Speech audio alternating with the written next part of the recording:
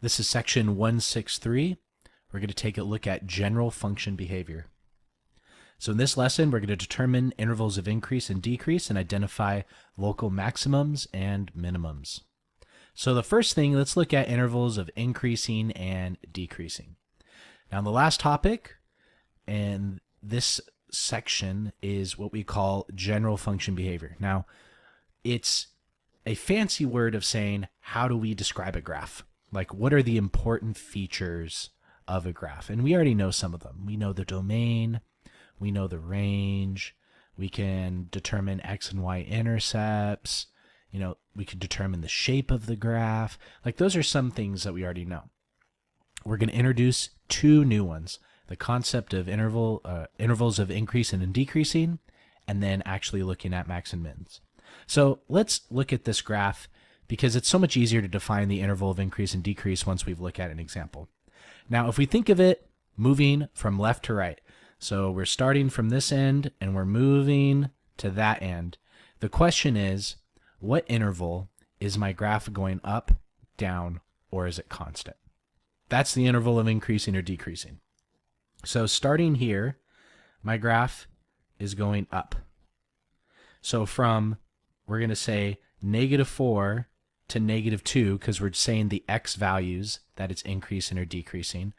So the intervals of increasing from -4 to -2, we're going to say that that's increasing. But then from here, it's going down, down, down, down, down till we get to 3.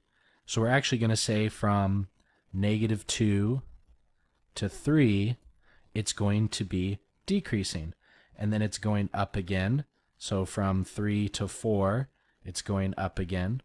So we're going to say from 3 to 4. And then it's constant from here, from 4 to 5. And then from here, it's going up. So from 5 to 6, it's going up. And then we use union to say that these are all together. And so these right here, these are our intervals of increasing or decreasing. And this is how we determine if something, is constant. So it's very visual. Now, a few things to note on this. You have to move left to right. If you look at it this way, you're going to do things in reverse. So that's the first thing. We have to look left to right. The second is, if you noticed, I used parentheses. And the reason why we use parentheses is because, let's look at this point right here. On this end, it's increasing. On this end, it's decreasing. Can a point be both increasing and decreasing at the same time? That's kind of a weird concept. So that's why we don't include it, because we're saying it can't increase or decrease at the same time. Now for constant, there is a argument to say that you can include the values. So just throwing that out there, if you use parentheses or brackets, you just have to use both parentheses or both brackets. There's an argument to make when it's constant, but for intervals of increasing or decreasing, you have to use parentheses. So just to define it, the best way to think about this, we know that it's increasing if I say that this is A and this is B. That means f of A is going to be smaller than f of B. And so whatever interval that creates that to be true is going to be increasing. Likewise, we know it's increasing or decreasing is if I say if that's A and that's B, that means if f of A versus f of B, which is your y value, if we know that f of B is smaller or f of A is bigger, then we know that the interval is increasing or decreasing, and then it's constant if they equal each other. So since here my y values equal each other, we know that it's going to be constant. So now let's look at max and mins. Okay, so we have two types of maximum and minimums. We have what we call a local max or minimum, and we have an absolute maximum or an absolute minimum. Now, I know we don't use the word absolute. You don't have to, but it's nice to kind of categorize it in our brains if we use the word absolute. But the idea is if you can create any scenario in which you can show that this value right here, is greater than values on either side, we can call that a local maximum. And likewise, if you have a value in which you can show that these two values are larger than this value, and you take an infinite number of values, you can continuously approach it, you can call that a local minimum.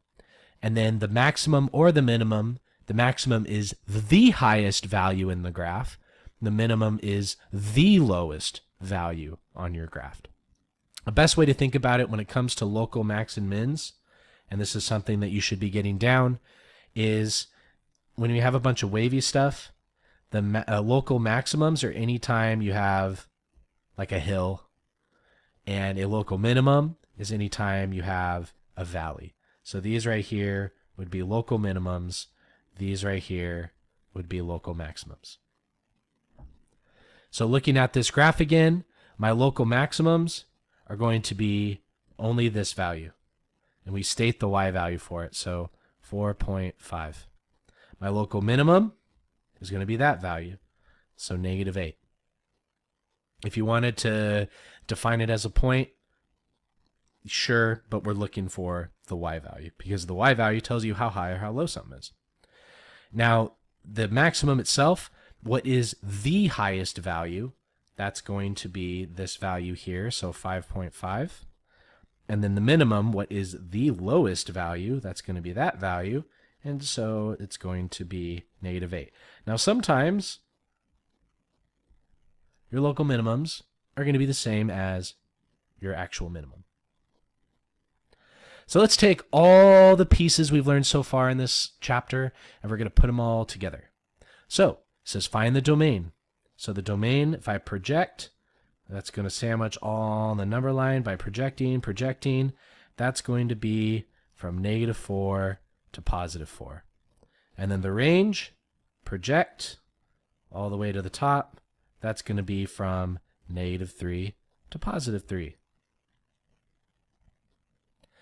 Now it says list the x-intercepts. Okay, where does it cross the x-axis? Here and here. So -2, 0, and 2, 0. List the y-intercepts. That's going to be this value right here. So 0, 3.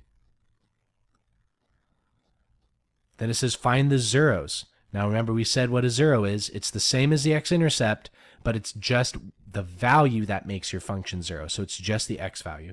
So -2 and +2. Now, where it says here, solve for where your function is less than 0, what this is saying here is where is your function below the x-axis or less than 0. Okay, so when my function is below here, and then it's below here, so that interval is going to be from from -4 all the way to -2 because I can't include it, and then union from 2 all the way to 4. Determine f of 2. So if I plug in 2 for my x value, if I plug in 2, I'm going to get 0. It says solve for your x equals -3. So what is my x value when my y is -3? So my x value is going to be 4 and -4.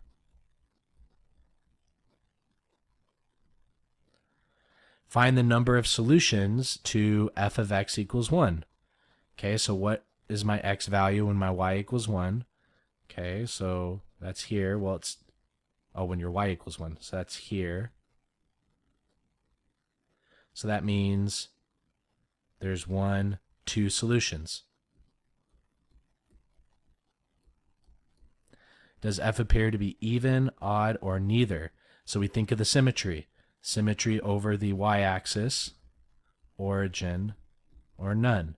It looks like it's symmetric over the y-axis, so we're going to say that it's even. List the intervals in which the function is increasing.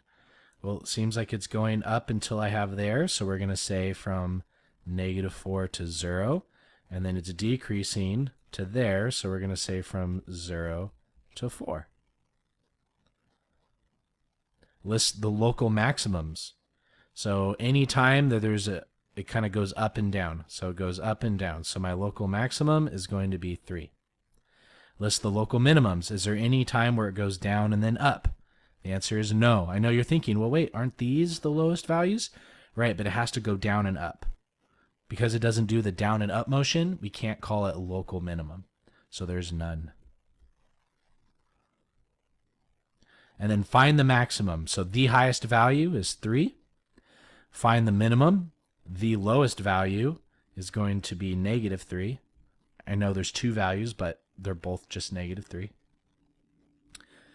So closing today's lesson, what did we learn today? We talked about general function behavior. And it says, describe a maximum and a minimum on a graph. So a maximum is the highest value on a graph. So if I have a graph, it's the highest value, and a minimum is the lowest value on the graph. Now a local maximum or a local minimum, a local maximum is any time you have an up and a down. So it goes up and then it goes down, goes up and then it goes down, it goes up and it goes down. Those are all local maximums. And then anytime it goes down and then up, we call those local minimums. And then it says, list the multiple ways we can describe a graph. We're talking about domain and range and x and y intercepts, intervals of increasing and decreasing, max and mins, the actual values on the graph. If the graph is above the x-axis, if the graph is below the x-axis, just tons of different ways. This does conclude our lesson. If you have any other questions, please leave them in the comments.